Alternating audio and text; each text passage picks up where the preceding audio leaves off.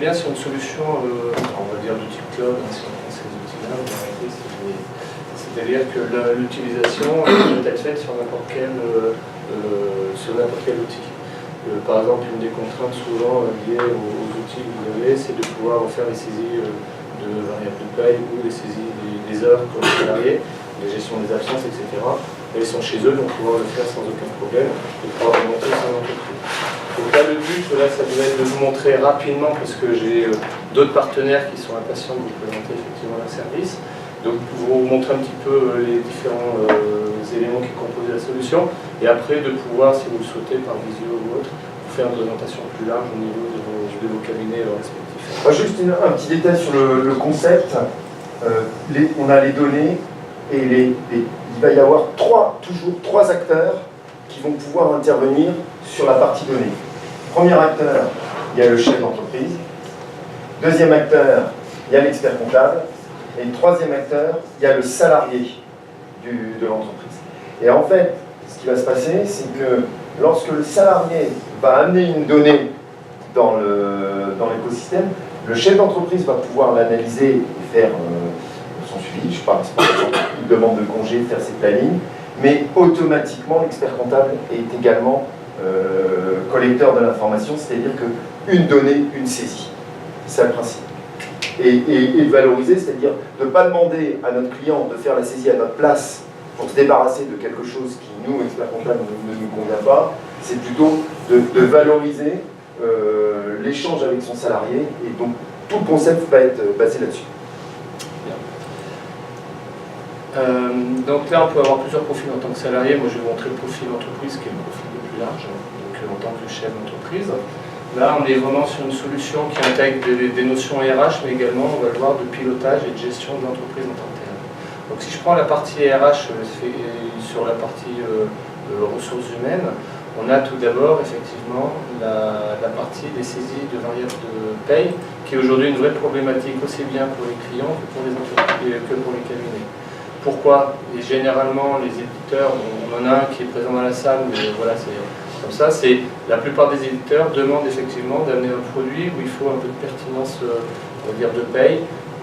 Un simple exemple, il faut que les entrepreneurs mettent les heures sup à 25, à 50, etc. dans les bonnes cases.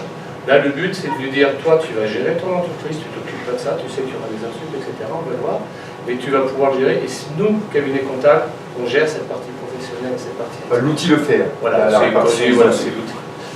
Donc derrière, que je sois salarié, donc un salarié peut très bien pouvoir saisir lui-même ses horaires, d'accord, ou suivant l'organisation, ça peut être quelqu'un au sein de l'entreprise qui va le gérer.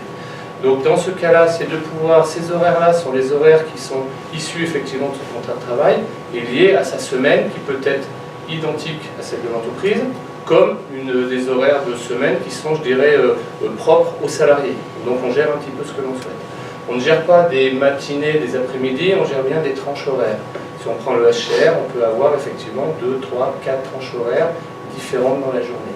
Donc le principe étant effectivement de pouvoir dire si là un salarié vient travailler sur une tranche horaire différente, d'en rajouter tout simplement une, de mettre le nouvel horaire, et là on va pouvoir déployer autant de tranches horaires qu'on le souhaite. Et bien entendu, on voit le cumul à la fin de la semaine, il calcule le nombre d'heures pour pouvoir savoir qu'il y a des heures sup. Donc là, voilà, automatiquement, et là, l'entreprise, elle, va gérer donc ce document, ce qu'on appelle nous le semainier, qui est un document obligatoire depuis un certain nombre d'années, qui devrait être signé par les deux parties, et lui de pouvoir alimenter donc la gestion de ses horaires, faite par ses salariés, gérée au fur et à mesure. Là, on voit pour les gestionnaires de paye, dès qu'il y a une modification, il y a des codes couleurs qui vont permettre à la personne au niveau du cabinet de se dire, là, à cet endroit-là, j'ai effectivement une modification qui a été faite. Donc de pouvoir aider, je dirais, le gestionnaire social à pouvoir gérer cette partie. De toute façon, ça, c'est déversé dans le logiciel de paie. Voilà. Donc derrière, peut-être associer effectivement différentes absences qui peuvent être mises en place, que ce soit RTT ou autre. Là, je suis dans la simple gestion des heures. Juste après, je vais vous montrer la gestion des absences, où bien sûr, cette partie-là va pouvoir être alimentée. Donc, des horaires correspondantes avec une notion de sauvegarde terminée. Si je suis salarié, effectivement, Moi, je ne vois que cette partie-là et je vais terminer ma saisie et ce sera après validé par l'entreprise qui lui-même va terminer sa saisie et après être mis en place pour l'élaboration des bulletins de salaire au niveau du cabinet comptable. Responsive, faisable sur un smartphone. C'est-à-dire que le salarié peut saisir ses temps sur son smartphone, et s'il est sur le chantier, s'il est... voilà.